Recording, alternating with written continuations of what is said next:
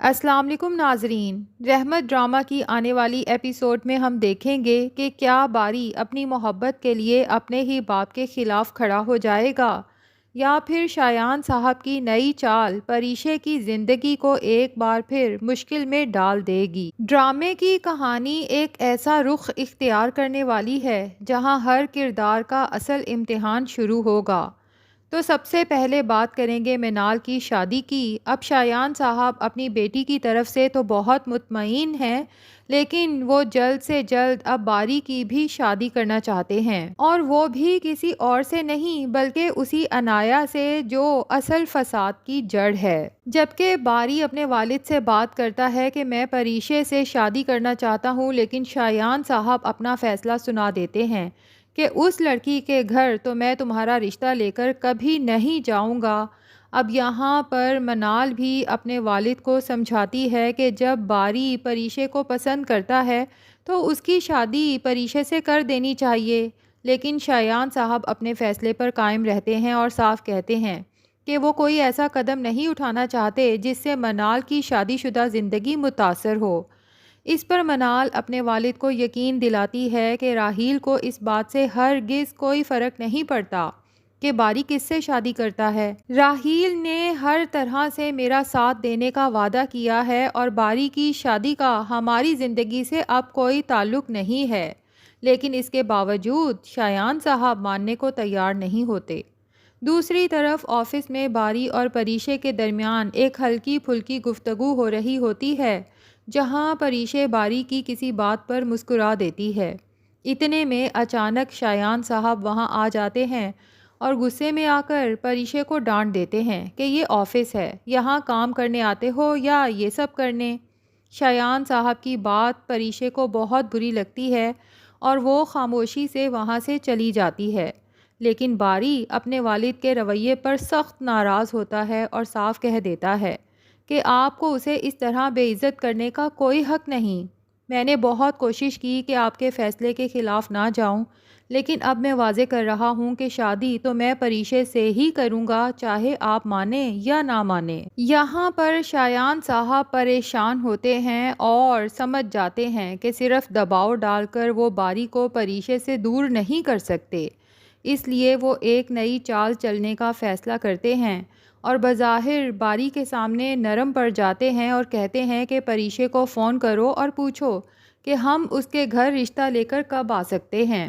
اپنے والد کی یہ بات سن کر باری حیران بھی ہوتا ہے اور خوش بھی، اور خوشی سے آگے بڑھ کے اپنے والد کو گلے لگا لیتا ہے۔ لیکن ناظرین، لگتا یہی ہے کہ اس میں بھی شایان صاحب کی کوئی چال ہے۔ ہو سکتا ہے کہ پریشے کے گھر باری کا رشتہ تو لے کر جائیں، لیکن وہاں جا کر بجائے رشتہ لینے کے انہیں اتنا بے عزت کریں کہ باری چاہے بھی تو پریشے باری سے شادی سے صاف انکار کر دے۔ دوسری طرف بات کریں گے پریشے کے سوتیلے بھائی کاشف کی، جو اپنے امتحانات میں فیل ہو چکا ہے، لیکن اپنے والد کے ڈر سے جھوٹ بول دیتا ہے کہ اس نے A+ گریڈ لیا ہے۔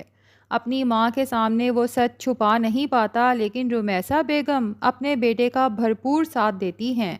اور مٹھائی لے کر زبیدہ کے گھر پہنچ جاتی ہیں تاکہ اپنی خوشی جتاتے ہوئے اسے جلا سکیں، اور جانے سے پہلے ہی عالم صاحب کے کان بھر دیتی ہیں کہ زبیدہ بیگم اپنی بیٹیوں کی کامیابی تو بہت خوش ہو کے بتاتی ہے، لیکن دیکھ لیجئے گا جب میرے بیٹے کی کامیابی کی خبر سنے گی تو اس کا چہرہ ہی اتر جائے گا، بہت حسد کرتی ہے مجھ سے اور میرے بیٹوں سے۔ خیر، جب یہ دونوں مٹھائی لے کے وہاں پہنچتے ہیں تو اماں جان پوچھ ہی لیتی ہیں کہ مٹھائی کس خوشی میں ہے، تو رمیسہ فخر سے بتاتی ہے کہ ہمارے کاشف نے A گریڈ لیا ہے۔ یہ سن کر سب بہت خوش ہوتے ہیں، جبکہ اماں جان عالم صاحب سے کہتی ہیں کہ اب تو تمہارے 2 بچے ڈاکٹر بنیں گے، بہت بہت مبارک ہو۔ لیکن رمیسہ بیگم فوراً ہی زوبیہ کو نیچا دکھانے کے لیے سب کے سامنے کہتی ہیں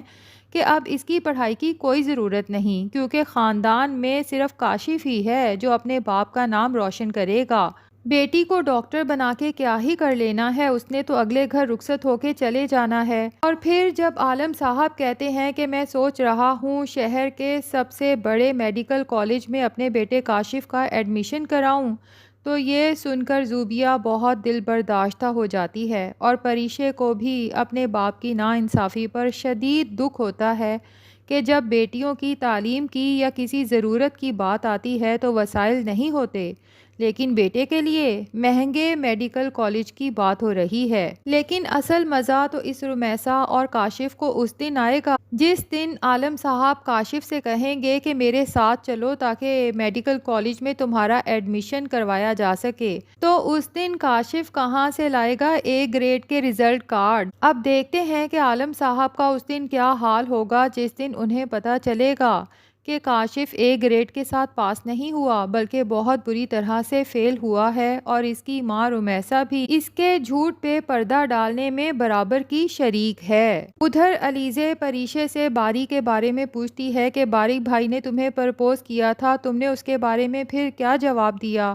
لیکن پریشے صاف انکار کر دیتی ہے۔ وہ کہتی ہے کہ آج شایان صاحب نے جس طرح اسے آفس میں بے عزت کیا ہے، اس کے بعد وہ اس رشتے کے بارے میں کچھ سوچنا نہیں چاہتی۔ علیزے کو پریشے کی اس بات پر غصہ آتا ہے اور وہ کہتی ہے کہ پہلے تم نے آیان کو بھی انکار کر دیا تھا اور اب باری بھائی کے ساتھ بھی شادی نہیں کرنا چاہتی،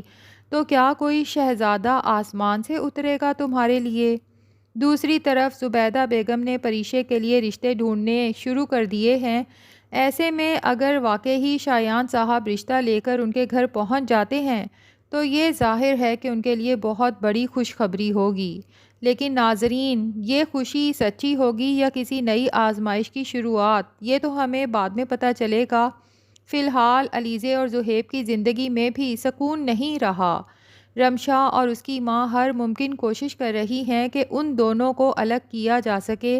لیکن زہیب کی محبت ہے کہ دن بدن بڑھتی ہی چلی جا رہی ہے۔ علیزے کے ہاتھ کے جلنے کے بعد وہ اس کا اور بھی زیادہ خیال رکھنے لگا ہے، حتیٰ کہ کچن میں بھی اس کا ساتھ دیتا ہے، اور زہیب کی بہن رمشا جس نے جان بوجھ کے علیزے کا ہاتھ جلایا تھا، بجائے شرمندہ ہونے کے اور ڈرنے کے کہ اگر علیزے نے زہیب کو بتا دیا کہ یہ سب میرا کیا دھرا ہے تو زہیب میرے بارے میں کیا سوچے گا، رمشا ابھی بھی علیزے کو نیچا دکھانے کی کوششوں میں ہے۔ تبھی حسد اور جلن سے کہتی ہے کہ علیزے تمہارا ہاتھ کیا جلا، تم نے تو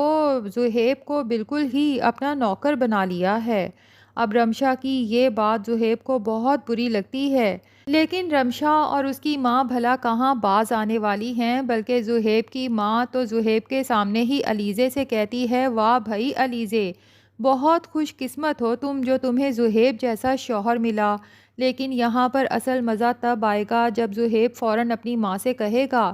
کہ خوش قسمت تو آپ کا بیٹا ہے کہ جسے علیزے جیسی بیوی ملی۔ تو ناظرین، ڈرامے کی کہانی اس وقت انتہائی نازک موڑ پر کھڑی ہے۔ ایک طرف محبت ہے، دوسری طرف انا، سازشیں اور غلط فہمیاں۔